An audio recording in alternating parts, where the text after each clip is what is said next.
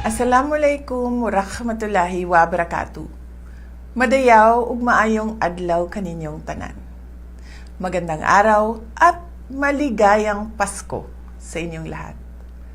Tuwing Pasko ay binabalot ang ating mga puso ng mga biyaya na hatid sa atin ng kapanganakan ni Jesus. Ngunit paano ba natin mas mapapasaya ang ating selebrasyon sa harap ng samot-saring mga hamon sa ating buhay?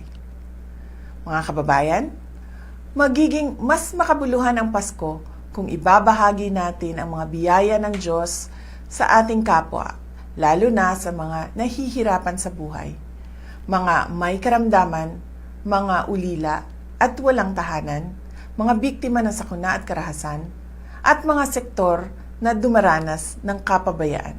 Sa kagandahan ng ating loob, nagmumula ang pag-asa at katatagan ng loob at pananampalataya.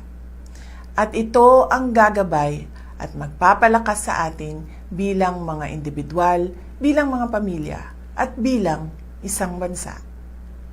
Hangad ko ang inyong kaligayahan kasama ang inyong mga kapamilya at mahal sa buhay. Lagi din nating ipagdasal ang biyaya ng kapayapaan at katatagan ng ating minamahal na bansa.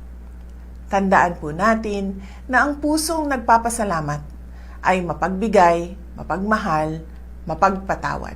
Mula sa kaibuturan ng aking puso, malipayong Pasko kaninyong tanan.